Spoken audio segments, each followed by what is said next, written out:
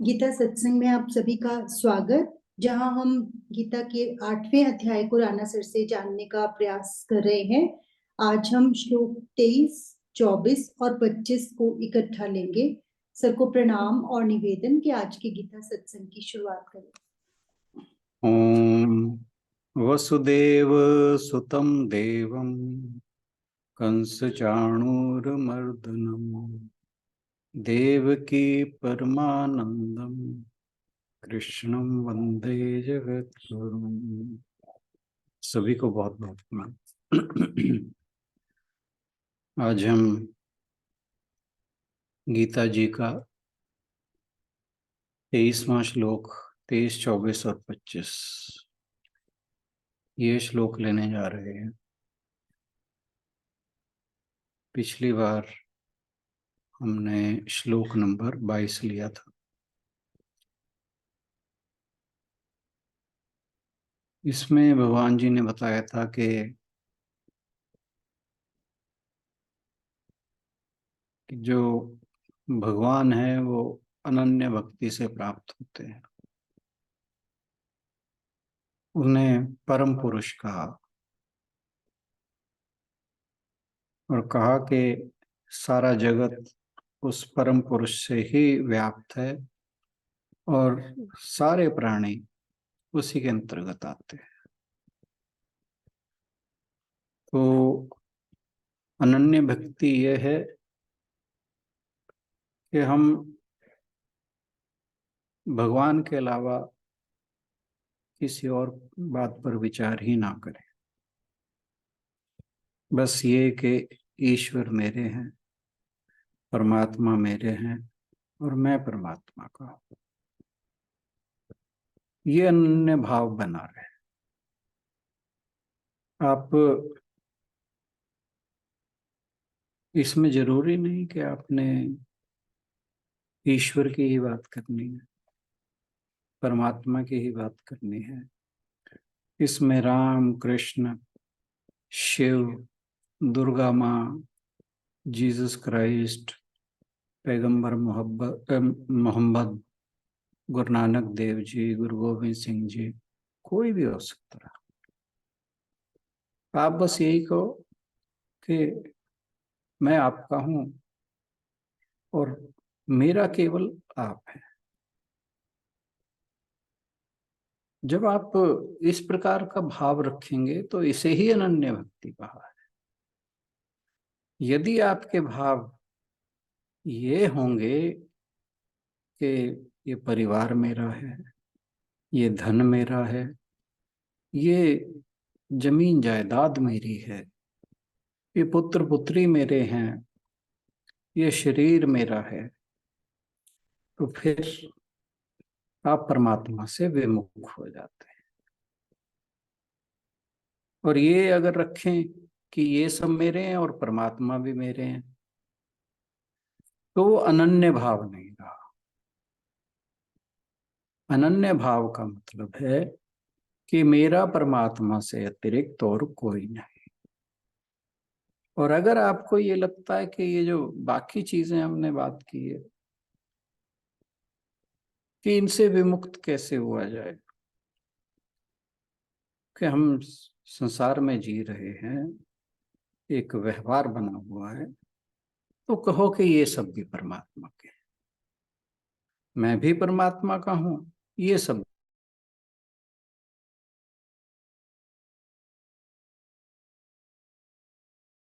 विचार रखोगे तो फिर आप के मन में जो भाव आएंगे वो अनन्य भाव आएंगे। हे नाथ, मैं आपको भूलूं नहीं। बस सारा दिन जब भी आपके मन से भगवान का नाम विस्मृत हो जाए, तुरंत याद करें, हे नाथ, मैं आपको भूलूं नहीं। बस फिर परमात्मा आपके हो ही जाते हैं। इसके बाद हम 23, 24, 25 श्लोक पर आते हैं और इससे पहले के श्लोक पर चर्चा करें। आशु बहन से रोज श्लोक पढ़ते हैं।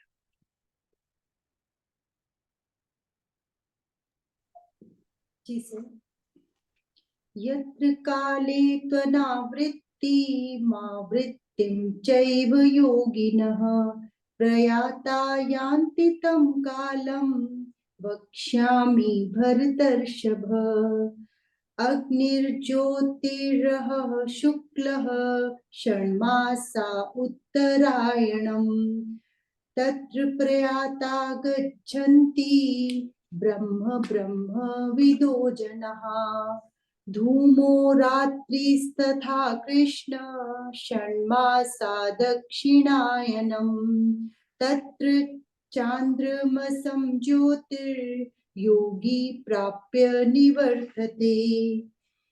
हे अर्जुन, जिस काल में शरीर त्याग कर गए हुए योगी जन तो वापस न लौटने वाली गति को, और जिस काल में गए हुए वापस लौटने वाली गति को ही प्राप्त होते हैं, उस काल को अर्थात दोनों मार्गों को कहूंगा, जिस मार्ग में ज्योतिर्मय अग्नि अभिमानी देवता है, दिन का अभिमानी देवता है, शुक्ल पक्ष का अभिमानी देवता है और उत्तरायण के 6 महीनों का अभिमानी देवता है। उस मार्ग में मरकर गए हुए ब्रह्मवेता योगी जन उपर्युक्त देवताओं द्वारा क्रम से ले जाकर ब्रह्म को प्राप्त होते हैं।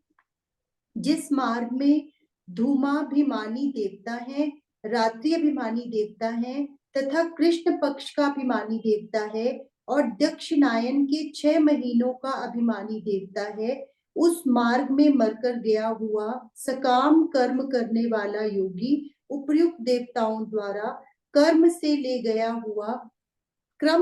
गया हुआ चंद्रमा की ज्योति को प्राप्त होकर स्वर्ग में अपने शुभ कर्मों का फल भोगकर वापस आता है। आपको लग रहा होगा कि ये काफी कुछ आ गया इसके अंदर, लेकिन ऐसा नहीं है। जब आप इसको सुनेंगे समझेंगे तो इजीली ग्रैस्प कर पाएंगे। हम जीवन को जिस तरह से जीते हैं उसे वास्तव में जीवन नाम मात्र को ही कहा जा सकता है, क्योंकि ना तो हमें जीवन का पता है, ना जीवन के रहस्यों का पता है, और ना ही जीवन में जो आनंद है उसका ही हमें पता है। अक्सर आप देखोगे कि लोगों को यही नहीं पता कि हम जी क्यों रहे हैं, किस लिए जी रहे हैं। ज्यादातर लोगों का जीवन जो है वो ना जीने के बराबर है। तो हम किसी भी तरह बस बने रहते हैं, जीते हैं, और जीते भी ऐसे हैं जैसे मुर्दे की तरह। हर समय दुख सुख भय क्रोध आदि हमारे साथ लगे रहते हैं और हमें नहीं लगता कि हम जी रहे हैं। और जब मृत्यु को प्राप्त होता है व्यक्ति, उसे ये मृत्यु का भी पता नहीं होता। मृत्यु को भी, ऐसी मृत्यु को मृत्यु भी नहीं कहते। और ऐसे भी लोग हैं जिनकी मृत्यु ही इतनी आश्चर्यचकित करने वाली होती है कि मनुष्य दांतों तले उंगली दबाए खड़ा रहता है। जैसे कृष्ण जी की मृत्यु, जैसे भगवान राम की मृत्यु, जैसे बुद्ध की मृत्यु, जैसे जीसस क्राइस्ट की मृत्यु। याद करो जीसस क्राइस्ट क्या कहते हैं जब उन्हें सूली पर टांगा जाता है, forgive them because they don't know what they are doing. ये मृत्यु नहीं है, ये कुछ और है। और भगवान जी जो हैं अर्जुन को ये मृत्यु का ही जो वृतांत है वो बताने जा रहे हैं कि मरना भी किस किस तरह का होता है। तो भगवान जी बताते हैं कि जब मनुष्य मरता है तो वो दो अलग अलग मार्ग गंतव्यों तक पहुंचने के लिए अपनाए गए मार्गों के बारे में बताते हैं कि उन्होंने उनका जो डेस्टिनेशन है वहां तक पहुंचने के दो मार्ग है। एक मार्ग वह है जिससे पुनर्जन्म होता है और दूसरा मार्ग वह है जिससे पुनर्जन्म नहीं होता। मनुष्य मृत्यु के बाद जिस मार्ग का अधिकारी होता है उसी को प्राप्त करता है। यानी किसका पुनर्जन्म होगा, किसका पुनर्जन्म नहीं होगा, ये कोई और तय नहीं करता, इसको मनुष्य ही तय करता है। इसलिए वो जिस चीज को प्राप्त होता है, जिस चीज का अधिकारी होता है, उसी को प्राप्त होता है।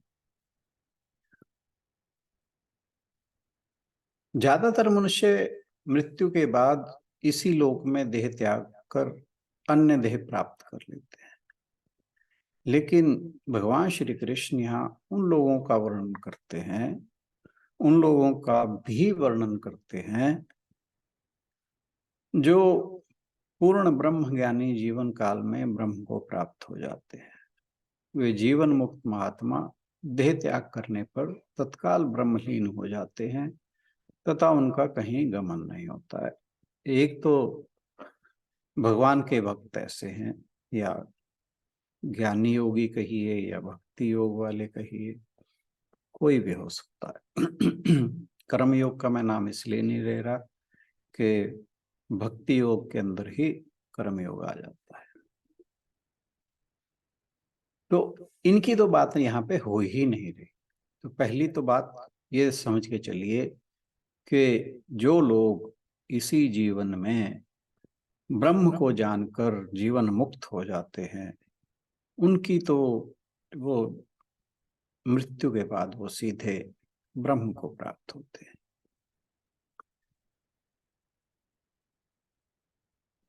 भगवान कृष्ण यहाँ उन लोगों का वर्णन करते हैं जो ऊर्ध्व गति को प्राप्त, ऊर्ध्व का मतलब है ऊपर की ओर उठना, को प्राप्त होते हैं तथा उनके दो कृष्ण और शुक्ल दो मार्गों का वर्णन भी करते हैं। ये जो ऊर्ध्व गति है इसमें दो प्रकार के मार्ग हैं, एक शुक्ल और एक कृष्ण। और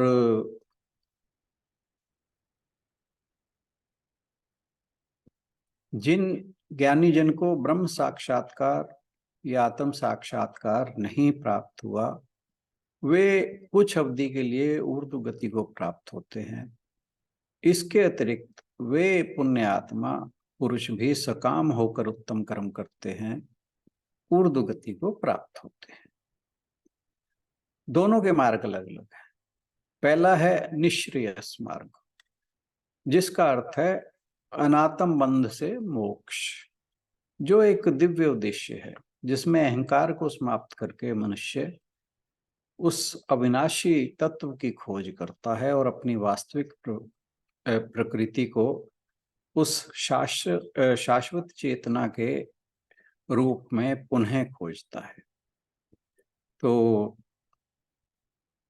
यहाँ पर जो बात हो रही है, एक तो वे हैं कि जो जिनको आत्म साक्षात्कार प्राप्त नहीं हुआ, या दूसरे वे हैं कि जो पुण्य आत्मा हैं, सुकाम होकर कर्म करते हैं और ऊर्ध्व गति को प्राप्त होते हैं। यहाँ पर जिन दो का बात हुई है वो दोनों के मार्ग अलग अलग हैं। एक तो निःश्रेयस, श्रेयस मार्ग और प्रेयस मार्ग हमने पहले किया था।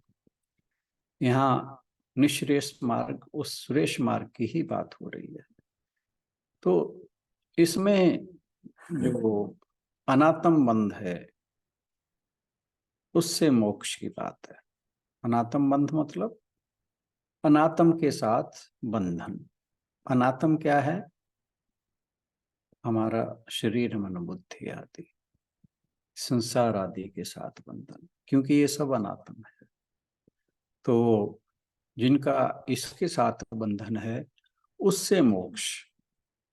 और ये जो है एक दिव्य उद्देश्य है जिसमें अहंकार को समाप्त करके मनुष्य उस अविनाशी की खोज करता है जो सारे ब्रह्मांड का आधार है, और इस स्वरूप की अनुभूति में संसारी जीव की समाप्ति और परमानंद की प्राप्ति होती है। दूसरा है अभ्युदय का मार्ग। इसमें लौकिक संपदा और भौतिक उन्नति के माध्यम से अधिकाधिक, अधिक से अधिक विषयों के द्वारा सुख प्राप्त करना, जो इंद्रिय वस्तुओं के बीच आनंद के अनुभवों को प्राप्त करके अहंकार को संतुष्ट करने वाला जीवन है, जो जीवन सामान्यतः लोग जीते हैं। वो उन्हें बस यही लगता है कि अपना धन प्राप्ति कर लो, संपत्ति को इकट्ठा कर लो, जो कुछ कोई पद मिल जाए, हमारा मान हो। तो इस प्रकार की जो लोग होते हैं, वो उनका जीवन जो होता है वो अहंकार को संतुष्ट करने वाला है, और ये वास्तव में सारी चीजें आखिर में दुख को ही उत्पन्न करती हैं। ये वास्तव में सुख का आभास मात्र है। जिसको ये लगता है कि ये चीजें मिल जाएंगी, तो ये हमने बात पहले भी की हुई है कि ये सुख का आभास ही है केवल, क्योंकि जितने भी भोग हैं उनके पीछे दुख ही छिपा रहता है। अभ्युदय में जीव भाव बना रहता है, यानी मनुष्य जो है वो जीव ही बना रहता है, जबकि ज्ञान में आत्म भाव दृढ़ बनता है। आत्म अनुभवी पुरुष अपने आनंद स्वरूप का अखंड अनुभव करता है। यदि लक्ष्य आपस में भिन्न भिन्न है तो उन दोनों की प्राप्ति के मार्ग भी अलग अलग ही होने चाहिए। तो इसलिए भगवान जी यहाँ पर दो अलग अलग मार्ग बता रहे हैं। यहाँ पे जो योगिनः शब्द आया है, ये उनके लिए आया जो अनन्य भक्ति से प्रत्येक क्षण सोते जागते खाते पीते श्री कृष्ण भगवान की उपासना करते रहते हैं। इस प्रकार के योगी उन योगियों से बड़े हैं जो केवल चित्त वृत्तियों का निरोध करते हैं या केवल प्राणायाम आदि करते रहते हैं, व्रत तप करते हैं। भगवान श्री कृष्ण यहाँ अर्जुन, यानी जिसे यहाँ भरत श्रेष्ठ कहा है, उसको कहते हैं कि वे उन दो आवृत्ति और अनावृत्ति मार्गों का वर्णन करें। आवृत्ति जिसमें बार बार आना जाना पड़े, यानी जन्म मृत्यु का लगातार आना जाना, जिसे हम आवागमन का चक्र बोलते हैं। और दूसरा है अनावृत्ति, जिसमें मनुष्य का पुनर्जन्म नहीं होता, वो सीधा जाके ब्रह्म के साथ एकाकार हो जाता है। तो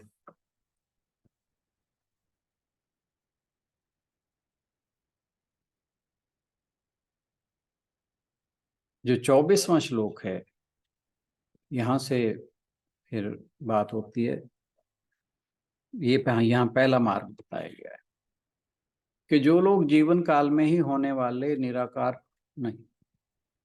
यहाँ इस श्लोक में कर्म मुक्ति के, ये कर्म मुक्ति नहीं, क्रम मुक्ति है, ये मार्ग को दर्शाया गया है। क्रम मुक्ति का मार्ग समझिए क्या है, यानी कर्मानुसार धीरे धीरे, जैसे हम इस जीवन में जीवन मुक्ति की बात करते हैं, वो तो इसी जीवन में हो गया।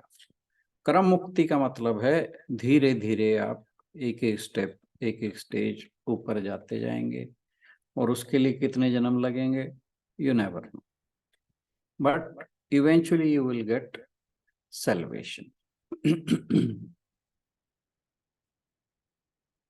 यदि मनुष्य के मन में वासना शेष है तो वह लौटकर संसार में जरूर आएगा, नहीं है तो वह मुक्त हो जाएगा। जो मुक्त नहीं होंगे वे कर्मानुसार दो मार्गों का अनुसरण कर सकते हैं, शुक्ल मार्ग और कृष्ण मार्ग,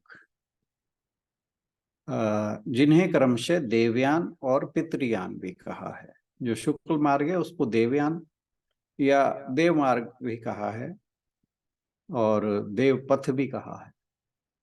इसी प्रकार जो कृष्ण मार्ग है उसको पितृयान और पितृपथ भी कहा है। तो शुक्ल पक्ष के शुक्ल मार्ग जो है उसके भी दो भेद हैं। एक तो स्वर्ग में ले जाने वाला, वो देवपथ कहलाता है, और क्रम मुक्ति में ले जाने वाला मार्ग जो है उसे ब्रह्मपथ कहा जाता है। तो जो शुक्ल मार्ग है, जिसे यहाँ देवयान कहा गया, उस मार्ग पर चलकर मनुष्य की दो प्रकार की गति हो सकती है। एक तो वह स्वर्ग को प्राप्त हो सकता है, दूसरा जिसकी बात हो रही थी कि क्रमानुसार वो ब्रह्म को प्राप्त हो सकता है। वेदों के द्वारा बताए गए कर्म एवं उपासना दोनों का साथ साथ अनुष्ठान करने वाले साधक, और उसी प्रकार जिन लोगों का वर्तमान जीवन में ही ब्रह्म का साक्षात अनुभव ना हुआ हो, तो ऐसे ब्रह्म के उपासक इस क्रम मुक्ति के अधिकारी होते हैं। उपनिषदों के अनुसार ये साधक देह त्याग के पश्चात देवयान यानी देवताओं के मार्ग के द्वारा ब्रह्मलोक यानी सृष्टिकर्ता ब्रह्मा जी के लोक में प्रवेश करते हैं। वहां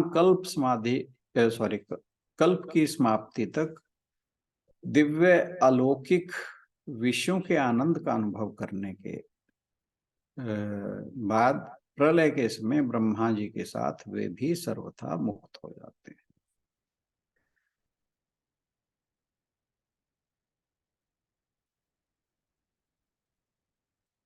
मृत्यु के बाद मनुष्य को भगवान ब्रह्मा के निवास तक ले जाने के लिए देवताओं को नियुक्त किया गया। ये अब बताया जा रहा है यहाँ पे कि ये शुक्ल मार्ग है क्या। थोड़ी सी टेक्निकल टर्म्स हैं,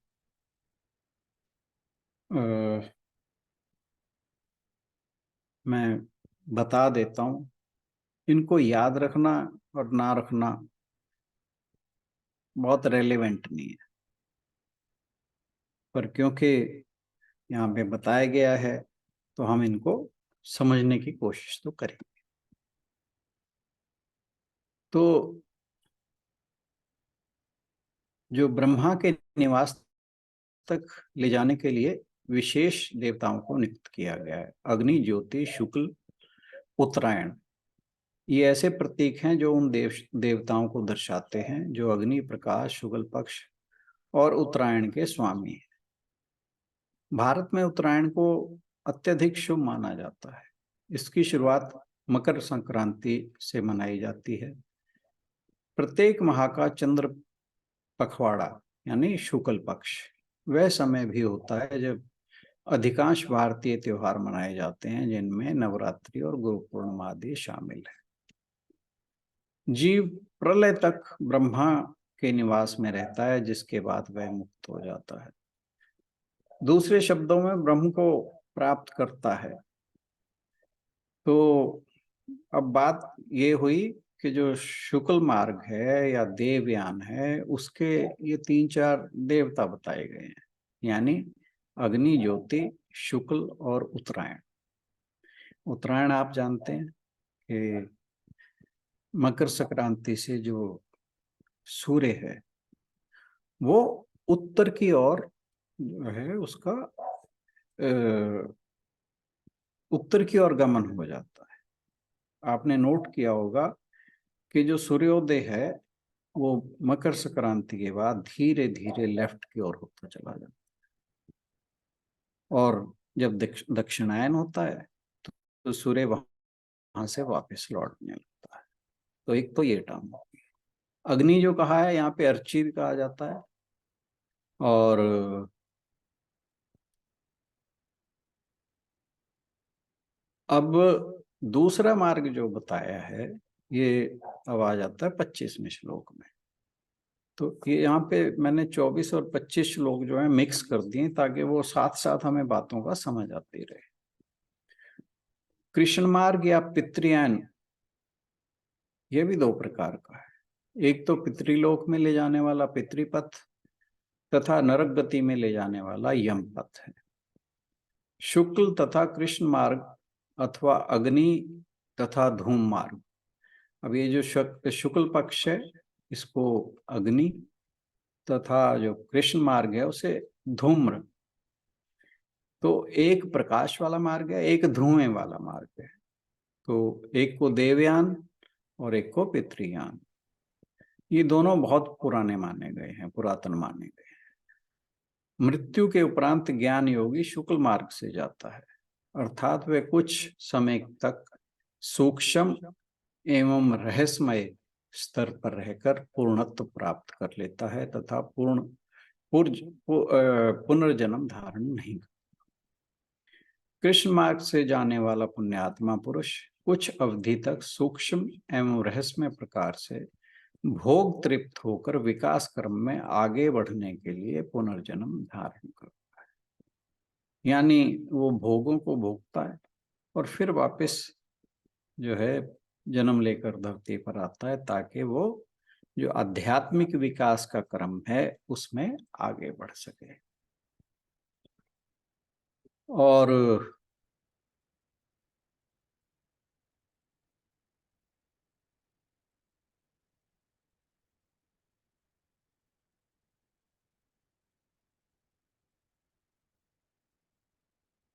जो सकाम होकर यज्ञ दान पुण्य आदि उत्तम कर्म करने वाले मनुष्य हैं वो कृष्ण मार्ग द्वारा ऊर्ध्व गति प्राप्त करते हैं तथा कुछ अवधि तक किसी सूक्ष्म अवस्था में रहकर भोग तृप्त होकर विकास क्रम के अंतर्गत पृथ्वी पर पुनः जन्म धारण करते हैं। रिपीट हो गया।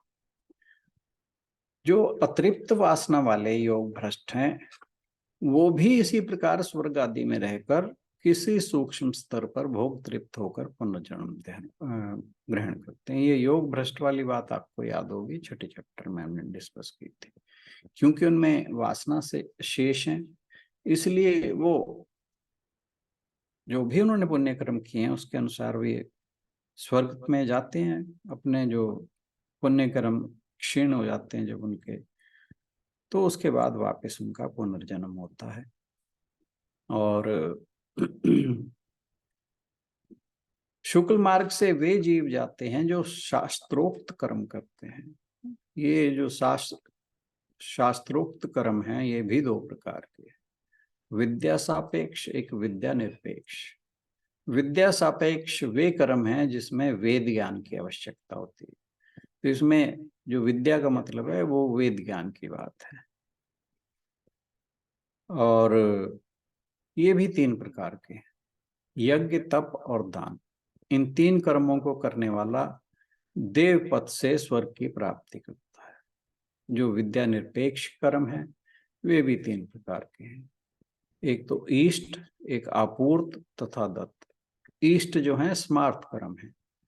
समार्थ कर्म क्या होता है कि जो स्मृतियों में बताए गए कर्म हैं। स्मृतियां क्या हैं? वेद उपनिषद आदि, इनको स्मृति कहा जाता नहीं, वो श्रोत कर्म होते हैं। श्रुति हैं जो वो वेद और उपनिषद आदि को श्रुतियां कहा गया है। और जो स्मृतियां हैं उसमें वो शास्त्र आते हैं जो ये जो वेद और उपनिषद हैं ये तो सीधा वेद भगवान ने ब्रह्मा जी को ज्ञान दिया, वो वाला जो ज्ञान है उसे वेद कहा जाता है। स्मृतियां जो हैं जो उत्तरोत्तर गुरु से शिष्य तक जो याद कर करके दोहरा दोहरा के एक पीढ़ी से दूसरी पीढ़ी तक जाती रही हैं उन्हें स्मृतियां कहा जाता है। तो उनके अनुसार जो कर्म होते हैं उन्हें समार्थ कर्म कहा जाता है। आपूर्त कर्म, यहाँ पे हमने तीन की बात की ना, ईष्ट, आपूर्त तथा दत्त। ईष्ट जो है वो स्मार्थ कर्म है, आपूर्त समाज कल्याण के, और दत्त गरीबों को भोजन आदि देना है। इन तीनों को करने वाला जीव पितृपद से पितृलोक में जाता है।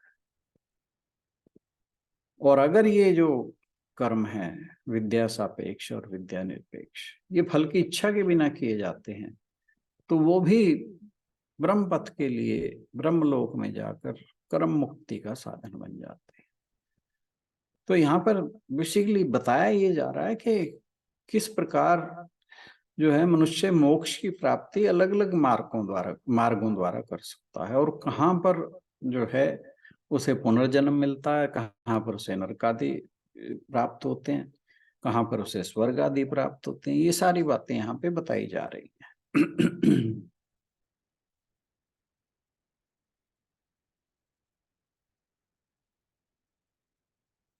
और जो शास्त्र विरुद्ध काम करता है और वो जो है वो यम पथ द्वारा संसार को वापस आते हैं या नरकों में जाते हैं। तो इस प्रकार जीव अपने ज्ञान तथा कर्म के आधार पर मृत्यु के समय गति को प्राप्त होता है। हालांकि शास्त्रों में कुछ काल का आधार भी दिया गया है कि कौन जीव किस काल में शरीर छोड़े तो उसकी क्या गति होती है। अब कोई अगर शास्त्र विरुद्ध काम करके शुक्ल पक्ष में सोचे कि भी मेरी मृत्यु हो और सोचे कि वो ब्रह्मलोक को या स्वर्ग आदि को प्राप्त कर सकता है, तो ऐसा तो पॉसिबल है नहीं। तो ये जो है ये बात इसलिए ज़्यादा पॉपुलर हुई कि आपको ध्यान होगा कि भीष्म पितामह वे जो हैं जब शरशैया पर लेटे थे तब दक्षिणायन चल रहा था, तो उन्हें इच्छा मृत्यु का वरदान प्राप्त था। सामान्य व्यक्ति होता तो इतने जब उसके शरीर में तीर होते तो वो वैसे ही मर जाता, लेकिन उन्हें इच्छा मृत्यु का वरदान प्राप्त था। तो उन्होंने उत्तरायण के आने की प्रतीक्षा की। अब वे कोई सामान्य व्यक्ति नहीं थे, वो उन्हें कहा जाता है,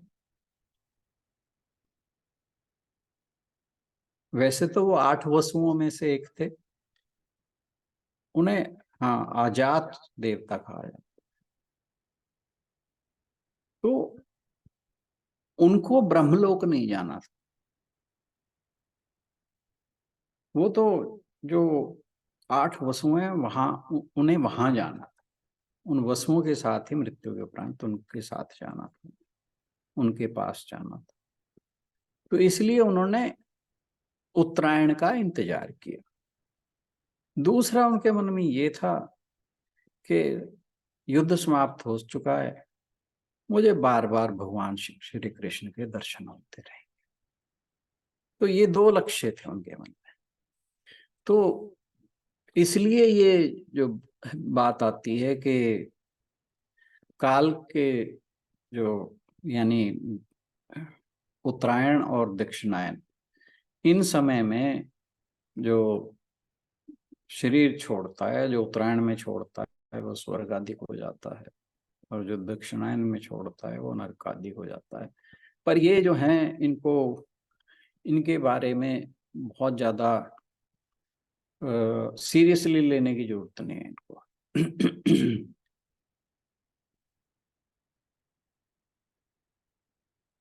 अब जो पुनरावृत्ति का मार्ग है, यानी पितरों का मार्ग या पितृयान, इसके अधिष्ठाता देवता चंद्रमा है। जैसे पहले वाले के सूर्य थे, प्रकाश, अग्नि, उत्तरायण वहाँ के देवताओं के अधिष्ठाता थे। अब ये जो पितरों का मार्ग है जिसमें पुनरावृत्ति होती है, इसके अधिष्ठाता देवता हैं चंद्रमा, जो जड़ पदार्थ जगत का प्रतीक है। जो लोग उपासना रहित पुण्य कर्मों को, जिनमें समाज सेवा यज्ञ आदि कर्म शामिल हैं, करते हैं, वे मरने के बाद पितृलोक को प्राप्त होते हैं, जिसे स्वर्ग भी कहा जाता है। और जब इनके पुण्य क्षीण हो जाते हैं वापस फिर ये इनको इनकी जो है पुनर्जन्म होता है, और उनकी जो ध्येय है, उनकी वासनाएं व्यक्त और तृप्त हो सकती हैं। जो धुआं, रात्रि, कृष्ण पक्ष और दक्षिणायन, ये सब पितृलोक प्राप्ति का मार्ग बताने वाले हैं। चंद्रमा जड़ पदार्थ का प्रतीक और विषय भोग का अधिष्ठाता है। जिसने अपने जीवन काल में अच्छे कर्म तो किए हैं लेकिन भक्ति नहीं की, इस पथ को चंद्र पथ कहा जाता है। जीव को इस मार्ग पर उन देवताओं द्वारा निर्देशित किया जाता है जो धुआं, रात, कृष्ण पक्ष और दक्षिणायन देवता है। पितृयान पथ से यात्रा करने के बाद ये जीव निचले लोक को प्राप्त होते हैं, जिसे चंद्रमा का निवास कहा जाता है, जिसे स्वर्ग भी कहा जाता है। जीव स्वर्गीय सुखों का आनंद लेता है और जो उसके सांसारिक कर्मों का फल है।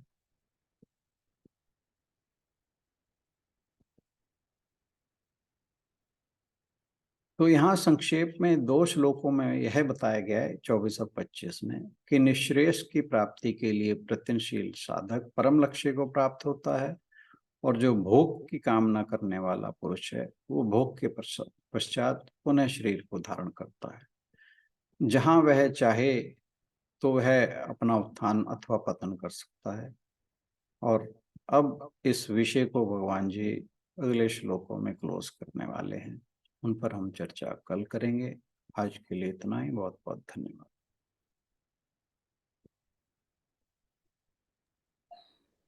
धन्यवाद राणा सर।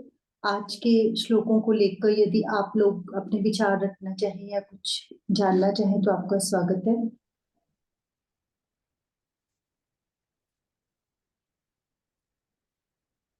चलिए इसी के साथ समापन किया करते हैं। ओम पूर्णमदः पूर्णमिदं पूर्णात् पूर्णमुदच्यते पूर्णस्य पूर्णमादाय पूर्णमेवावशिष्यते। ओम शांति शांति शांति। हरि ओम। यहाँ समझने वाली बात सिर्फ दो ही है कि आप भगवान जी के चरणों में लगे रहोगे तो आपको ब्रह्म की प्राप्ति हो जाएगी। इन मार्गों का कोई चक्कर नहीं है।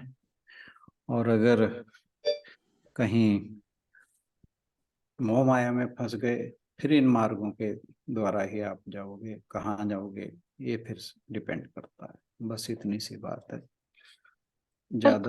थोड़ा सा कंफ्यूजन कि अगर इसमें अगर ब्रह्मलोक की प्राप्ति करनी है तो विद रिचुअल्स भगवान जी की पूजा करनी है क्या? ये क्योंकि अगर मान लो हम लोग जैसे अभी बात हुई थी या आप कर रहे थे कि अगर हम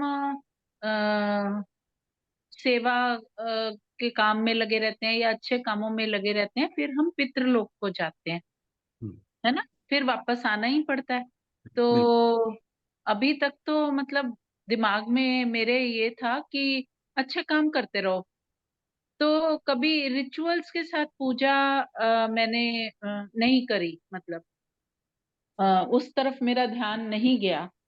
तो इसका मतलब तो मतलब वहां जाने वाला लक्ष्य जो था मन में वो तो पूरा नहीं होगा। कहाँ जाना है आपको? जिसके लिए आप प्यार कर रहे हो सर, भगवान जी के पास। भगवान जी के पास जिसके लिए जाना है आप तो फिर तैयार कर रहे हो, मैं तो वही जा रही थी। तो अगर आपने जिसके लिए तैयारी चल रही है वहां जाना है, फिर तो जो आपका प्रश्न है वो इररिलेवेंट है, क्योंकि जो नहीं, फिर पितृयान मैंने वाला गलत मार्ग है ना समझा जो। सर, इसका मतलब मैंने गलत समझा, जो आपने समझाया वो मैंने गलत समझा। मुझे ये लगा अगर हम कुछ सेवा या कुछ ऐसे करते हैं और मतलब अपना ध्यान परमात्मा की तरफ है और सेवा करनी है, मतलब पूजा नहीं, वो नहीं। मैंने मैं पहले भी बता चुकी हूँ कि मेरी गलती है कि मैं नहीं करती हूँ जैसे कि करनी चाहिए, जैसे हमारे शास्त्रों में बताया गया है। ऐसा तो आप सारा दिन भगवान को याद रखो। शास्त्रों में जो बताया गया है वो आपने अभी इससे पहले कुछ श्लोकों से पहले आपने सुना ही था कि जो जो जिस जिस देवता की पूजा करता है वो उस देवता के प्राप्त होता है, उसकी मुक्ति नहीं होती। तो ये हाँ जो जी कर्म कांड आदि है ना, ये तो वहां के लिए है। जी।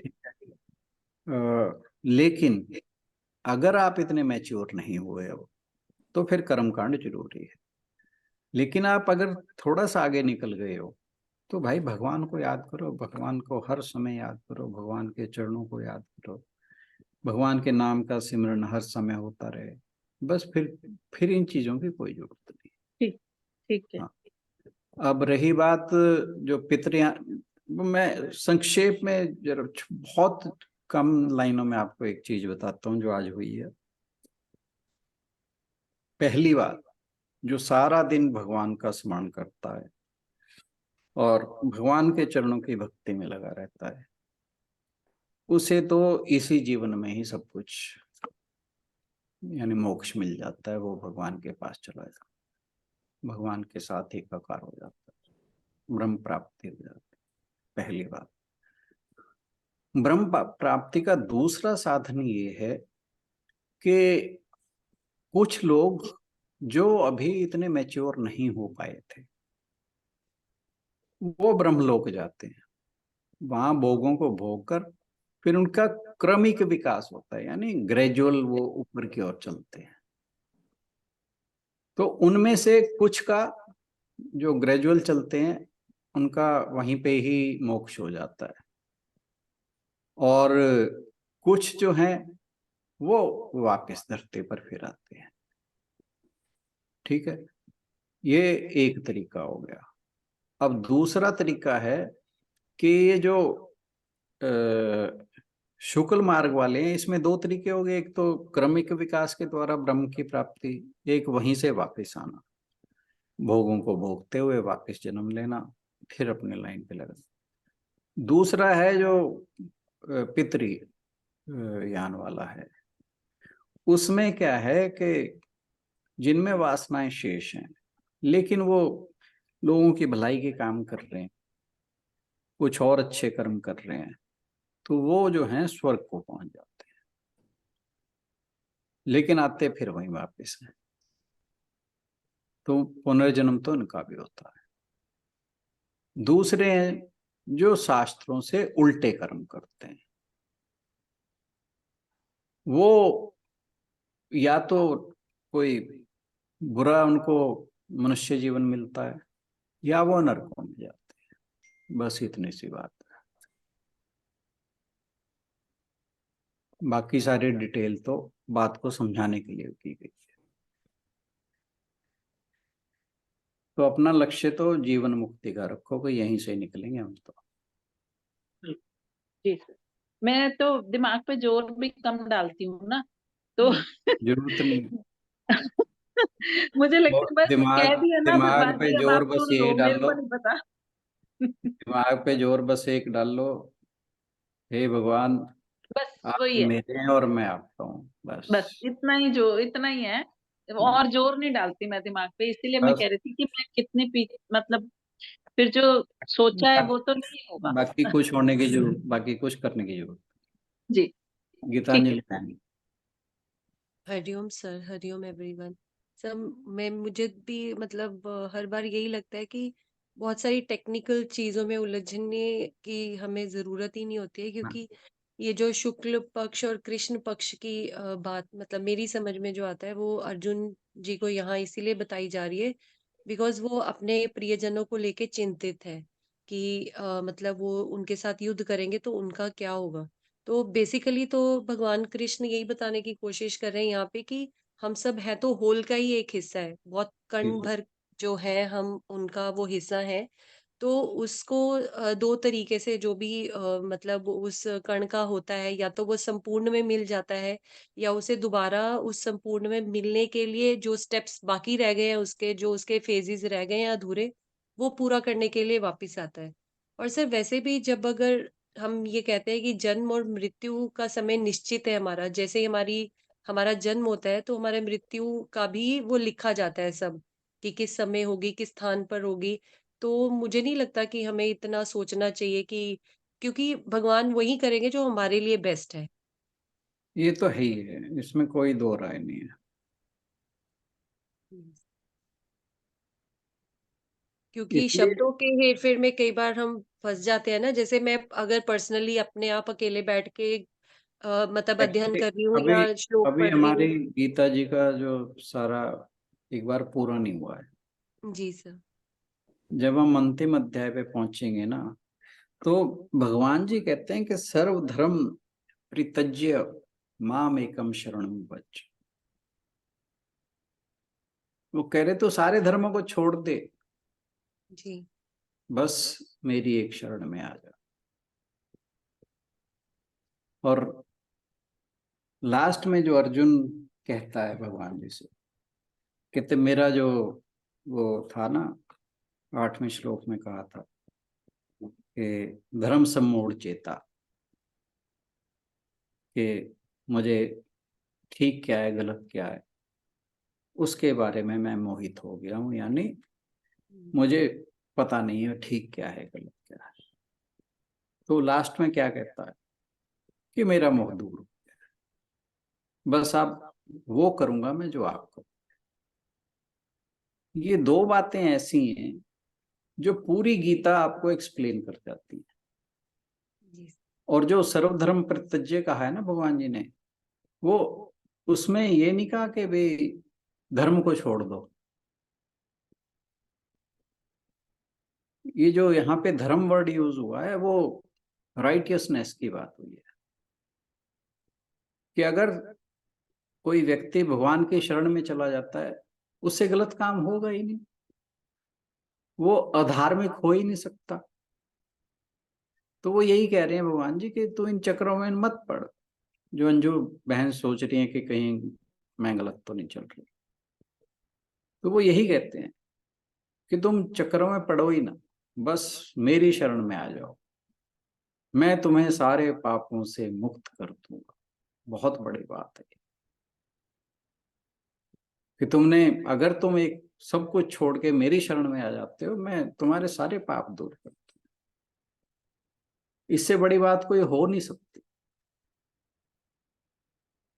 और जब वो टाइम आएगा ना, आप देखना वहां तक हम पहुंचते पहुंचते ग्रेजुअली उन चीजों को फील करने लगे।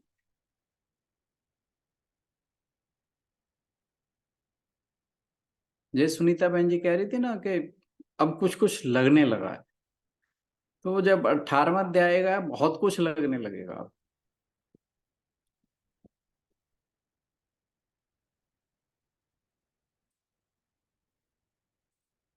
करें जी।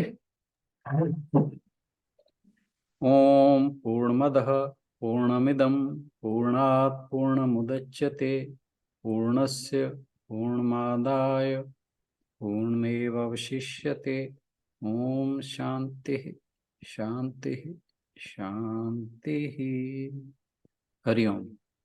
सभी को बहुत बहुत प्रणाम और आज के सत्संग में आने के लिए बहुत बहुत धन्यवाद। Thank you everyone. सभी की ओर से राणा सर का भी बहुत बहुत धन्यवाद।